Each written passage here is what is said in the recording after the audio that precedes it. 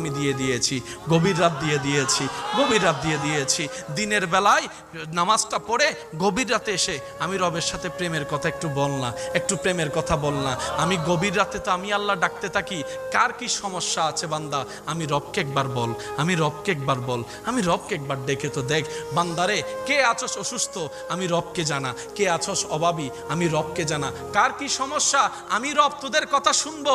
রব ডাকতে থাকে, রব ডাকতে থাকে। আপনি আমি ঘুমাইতেই থাকি, ঘুমাইতেই থাকি, ঘুমাইতেই থাকি, রব ডাকতে থাকে, অভাবী কে আছো আমার কাছে আসো। আপনি আমি ঘুমের মধ্যে থাকলাম, সকালটা হলো, এবার সেই অভাবটাকে কাঁধের মধ্যে নিয়ে অভাব দূর করার জন্য বিভিন্ন অনৈতিক কাজের মধ্যে লিপ্ত হয়ে গেলাম, আল্লাহ নারাজ হয় এমন কাজে লিপ্ত হয়ে গেলাম।